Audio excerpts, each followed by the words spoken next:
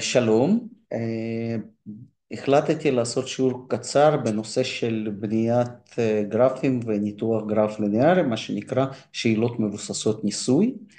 זו מיומנות גנרית שהיא כללית בכל נושא, בפיזיקה, גם במכניקה, גם בחשמל. יכולה להיות שאלה שהיא מתחילה תלמיד, עשה ניסוי. ואז ברוב המקרים הגרף שמתקבל הוא גרף ליניארי, והניתוח הוא מתבסס על מה שלמדתם במתמטיקה, פונקציה קווית, פונקציה ליניארית, שיש לה שני קבועים שהם בתוך המשוואה, כן, השיפוע ונקודת החיתוך עם הציר האנכי, וגם יש עוד קבוע שזה נקודת החיתוך עם הציר האופקי. אז שלושה קבועים האלה הם בדרך כלל, במתמטיקה זה איזשהו מספר, כן, קבוע זה מספר, אבל בפיזיקה זה גם איזשהו ביטוי מתמטי, ביטוי שהוא מצבור, איזשהו ביטוי מתמטי של הקבועים. למשל, מקדם החיכוך, או G, תאוצת הכובד, או נגיד גובה השולחן, או איזשהו ביטוי מתמטי של הגורמים האלה. אז במבחן היו שתי שאלות שראיתי שהמיומנות הזאת חסרה, אפשר להגיד שלכל התלמידים, יש כאלה שהסתדרו יותר, יש כאלה שהסתדרו פחות, אז החלטתי לעשות שיעור קצר עם שתי דוגמאות האלה של שתי השאלות שיהיו במבחן. אז בואו נסתכל על זה. אז זאת השאלה, אוקיי, גוף מונח על משטח אופקי, ומפעילים עליו שני כוחות נוספים בנוסף, שהכוחות שפועלים בהתאמה לנתון הזה, גוף מונח על משטח אופקי, אז, ופועלים עליו שני כוחות חיצוניים, וכל פעם מביאים אותו לסף התנועה. זאת אומרת, סף התנועה זה אומר שהכוח חיכוך הסטטי המקסימלי לא מאפשר את תנועת הגוף, הגוף נמצא על סף התנועה. זה הנתונים של השאלה, ולא משנה איך ינסחו את השאלות, תמיד יבקשו מכם או להגיע למשוואת פונקציה, או להגיע לביטוי של נקודות החיתוך והשיפוע, או גם וגם וגם. בקיצור, הכוונה היא לקחת את התיאוריה, בלי קשר לתוצאות הניסוי, ולהביע את הקשר של המשתנים של הניסוי בצורה תיאורטית. לאחר מכן להשוות את הגרף עם הערכים המספריים עם הקשר התיאורטי, ומכאן לחשב כל מיני קבועים של הניסוי. זה שאלה 3. בשאלה 2 היה גוף שנזרק אופקית, ומודדים את הגובה של הזריקה בהתאמה למרחק האופקי, הטווח שהגוף עובר, ומחשבים את הריבוע לכל טווח אופקי, מחשבים את הריבוע שלו, ואז מבקשים לבנות גרף של ריבוע המרחק האופקי כפונקציה של גובה של השיגור האופקי. גם כאן הגרף מתקבל גרף ליניארי, והשאלה היא מדוע מתקבל גרף ליניארי. זאת אומרת, צריך לקבל גרף ליניארי לא מתוך הטבלה, הנה תראו לפי הטבלה מתקבל, לא, מתוך התיאוריה. ואז הגרף שמתקבל מתוך הטבלה צריך להשוות עם התבנית המתמטית שמתקבלת מהתיאוריה. אז צריך לפתור את השאלה הזאת, לפתור אותה בצורה פרמטרית, פתרון כללי, ולהגיע למשוואה שמקשרת בין הפונקציה לבין המשתנה. אז בואו נראה את הדוגמאות לפתרונות ונדבר על המיומנות הזאת. נתחיל מהגרף הנתון, אוקיי? אז נתון גרף. הגרף שנתון, אני רוצה להגיע למשוואה, המשוואה שלו, אוקיי? זאת אומרת, אתם רואים, יכולים לראות, פה רשומה משוואה של קו המגמה. באופן כללי, פתרון כללי, אוקיי? איך מגיעים לזה? תכף. אז כל שאלה בדינמיקה, אנחנו מתחילים משימוש בחוקי ניוטון, החוק השני, מקרה פרטי, התאוצה שווה אפס, או אפשר לקרוא לזה החוק הראשון, בצורה וקטורית, על כל אחד מהצירים, על ציר x, על ציר y, אתם רואים ציר x, ציר y, אז הגוף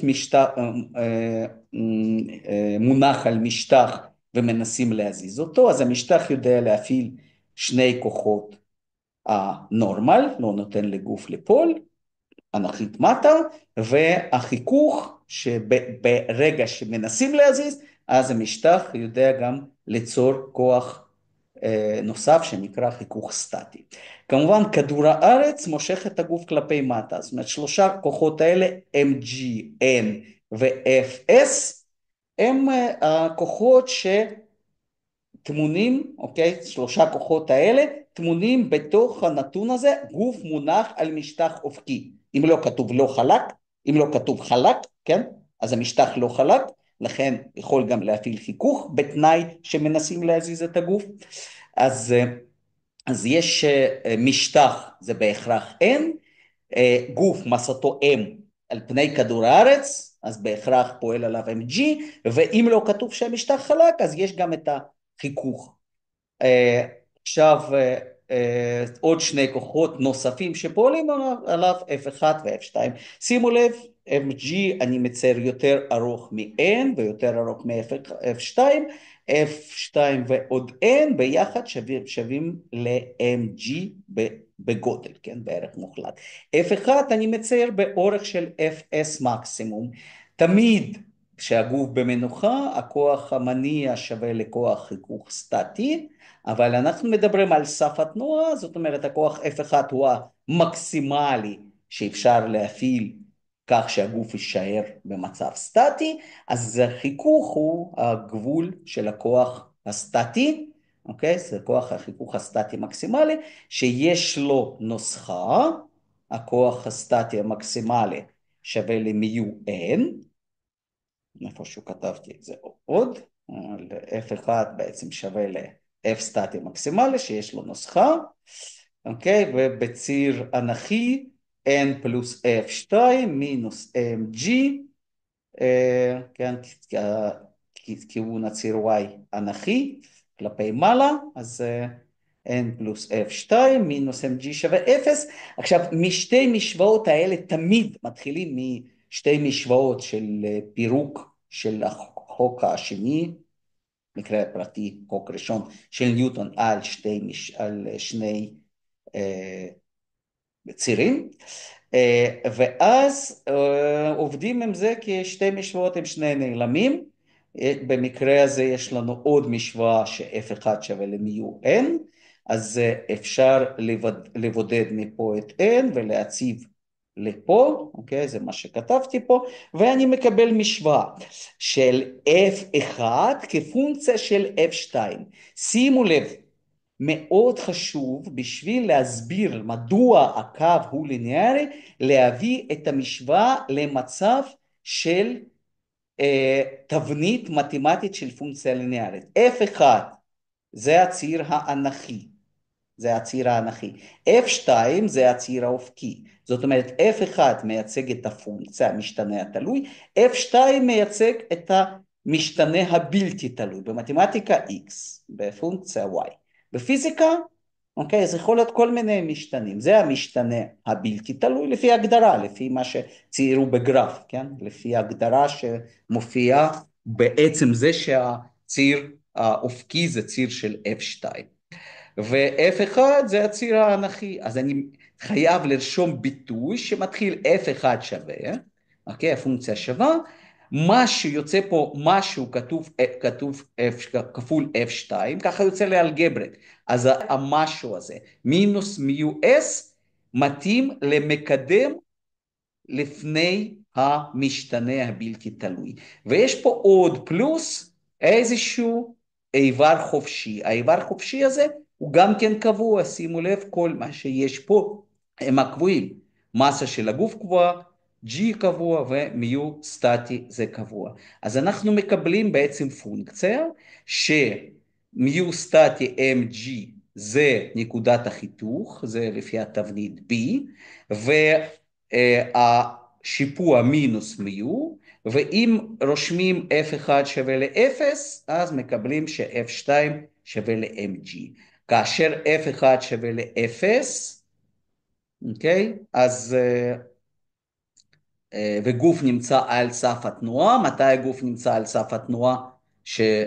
ש-F1 שווה ל-0, שאף כוח לא מנסה להזיז אותו, כאשר F2 מרים אותו מעל השולחן, זאת אומרת אין חיכוך, אז לכן אם F1 טיפ-טיפה יהיה לא 0, אלא משהו קצת יותר גדול מ-0, אז הגוף יהיה כבר בתנועה, זאת אומרת יש סף התנועה, וכאן גוף נמצא על סף התנועה כאשר F2 שווה 0, זאת אומרת שום כוח לא מנסה להרים גוף מהמשטח, אז mg שווה ל-n, אוקיי? ואז הכוח שווה למיו n, שזה בעצם מיו mg.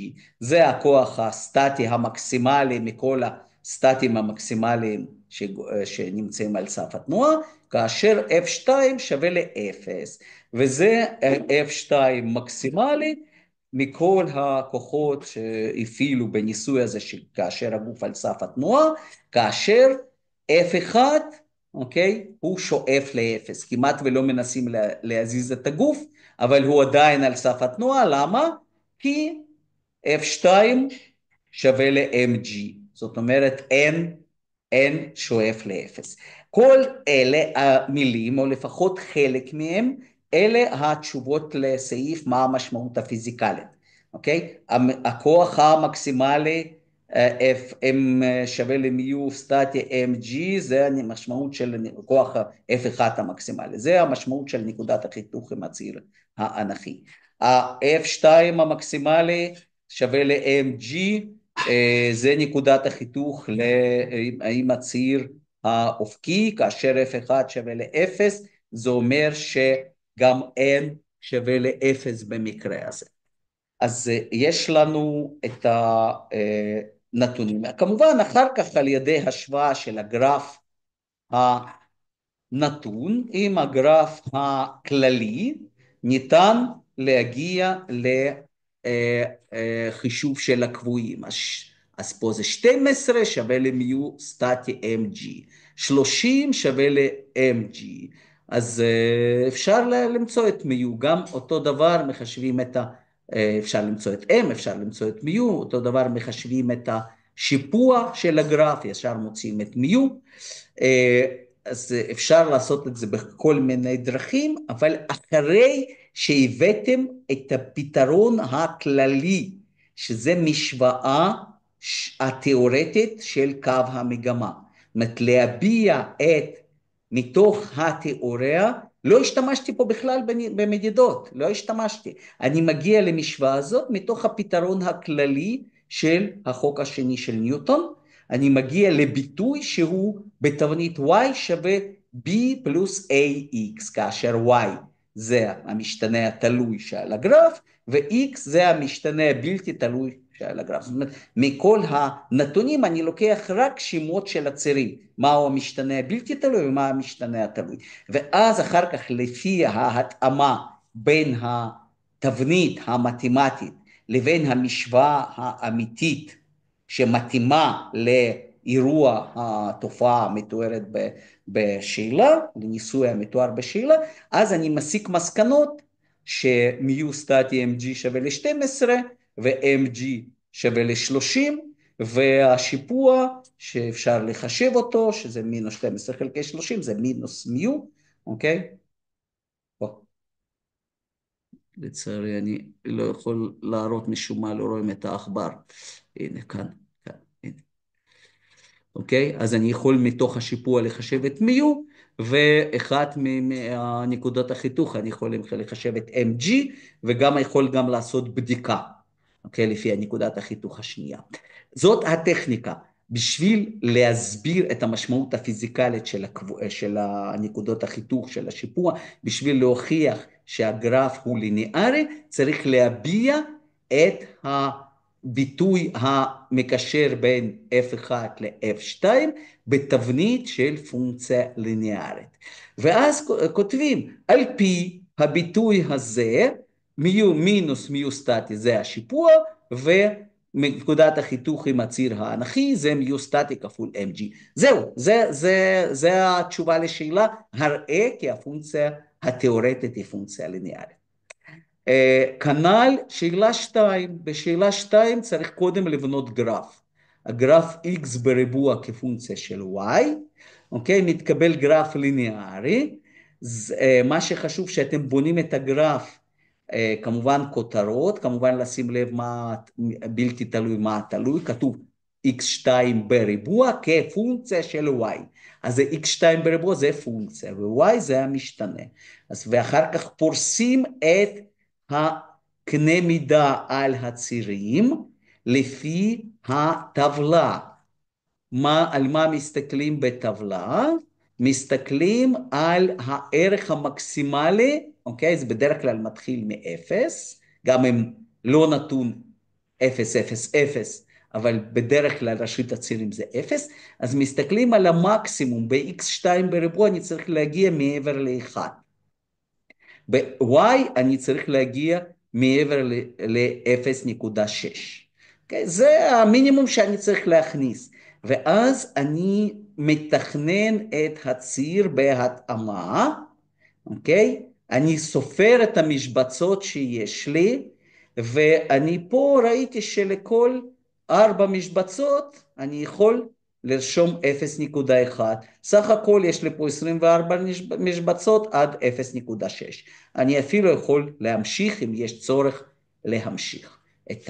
לעשות מה שנקרא אקסטרפולציה, להמשיך את קו המגמה מעבר לתחום הזה.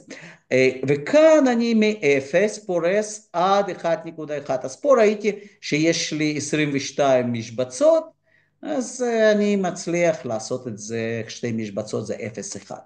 אוקיי? שימו לב, פה יחידות מטר בריבוע ופה יחידות מטר, אין קשר בין קנה מידה בציר האופקי לקנה מידה בציר האנכי, אבל קנה מידה באותו ציר צריך להיות אחיד. קודם מגדירים את הסקאלה. לא מתחילים לסמן את הנקודות, לפני שיש לי סקאלה ברורה, נוחה לשימוש. עדיף גם שהיא תהיה מספיק פרוסה. זאת אומרת, אם לא היה לי פה 22 משבצות, עד 1.1, אז אם הייתי צריך כאילו, אם הייתי מצייר את הציר קצת קצר יותר, אז אחד שלי היה פה, בסדר? אחד היה פה, אז הייתי לא מנצל חלק מהשטח. הכלל, תסרטטו מערכת צירים בגודל של כחצי עמוד, אפילו יותר. לפעמים יש צורך לסרטט מערכת צירים שלא רק הרביעי הראשון, לפעמים יש משמעות לערכים השליליים, גם בציר X וגם בציר Y, גם בציר האופקי וגם בציר האנכי. אז כאן היה מספיק לסרטט רק את הרביעי הראשון, כל הנתונים הם חיוביים, וגם יוצא שנקודת החיתוך היא גם ראשית הצירים, שזה לא תמיד. למשל, כאן השיפוע שלילי, ונקודת החיתוך איזשהו ערך, לא ראשית הצירים.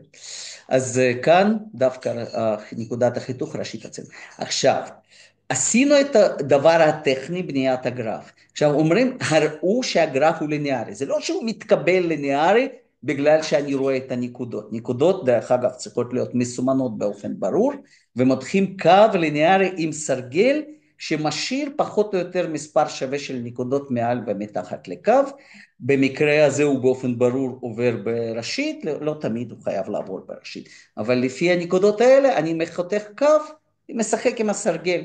וחותך קו שנראה להכי מתאים.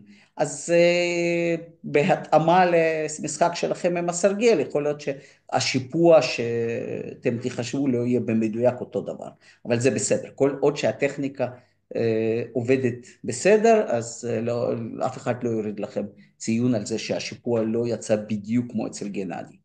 בסדר? גנדי זה. אוקיי, אז עכשיו השלב הבא זה השלב התיאורטי. למה הגרף הוא ליניארי?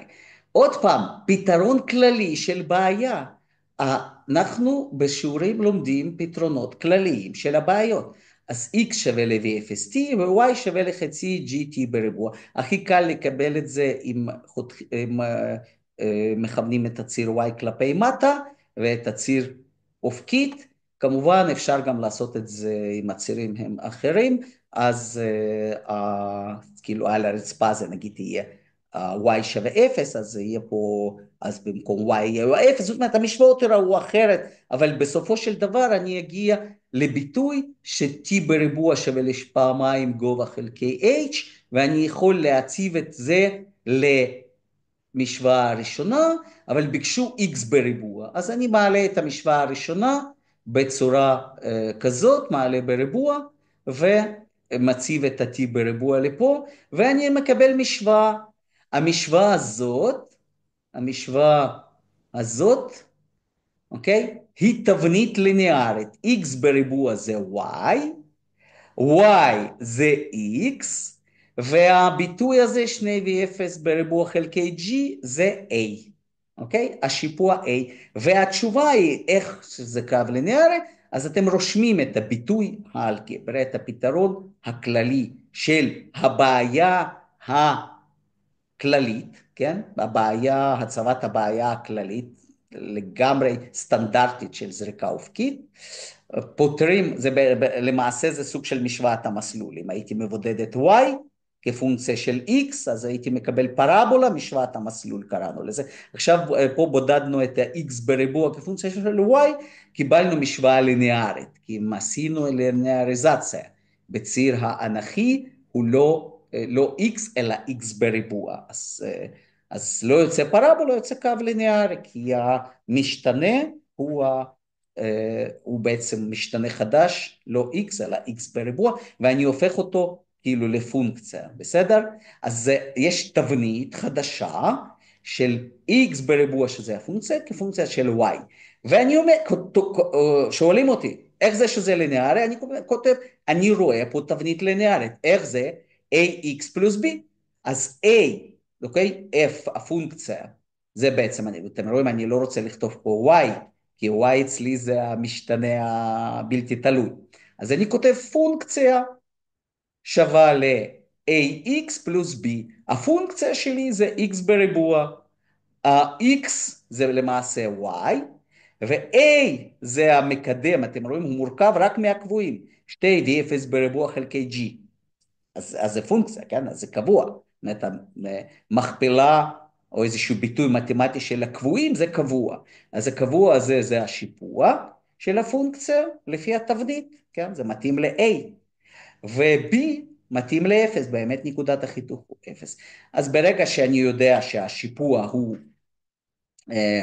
שהשיפוע הוא 2v0 בריבוע חלקי g, אוקיי? אני מחשב את השיפוע מתוך הגרף, לוקחים נקודות רחוקות, כאן הייתי לוקח את הנקודה 0, 0, והייתי לוקח לא את הנקודה על הטבלה, מתוך הטבלה, הייתי לוקח איזושהי נקודה יפה, שהגרף שסרטטתי חותך בהצטלבות של משבצות.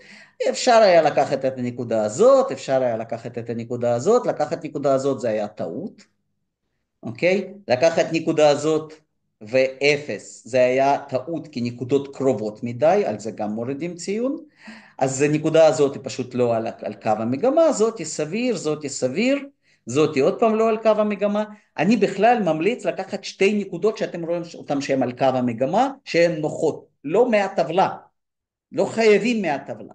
בקיצור, גם לסמן אותם בצורה ברורה, לחשב את השיפוע, השיפוע זה דלטה y חלקי דלטה x, השינוי בפונקציה, מפה עד לפה, חלקי השינוי במשתנה, אוקיי? מפה עד לפה. גובה של המדרגה, חלקי אורך של המדרגה. ולפי זה אני מחשב את השיפוע. שימו לב, לשיפוע יש יחידות מידה. חשוב. מטר בריבוע חלקי מטר יוצא מטר.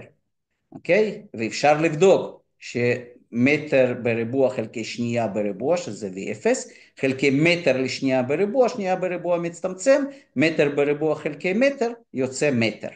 אוקיי? אז גם אפשר לבדוק שהיחידות של השיפוע לפי יחידות מידה שעל הצירים, מתאימות ליחידות מידה התיאורטיות. ואז לפי זה אני יכול למצוא את המהירויות.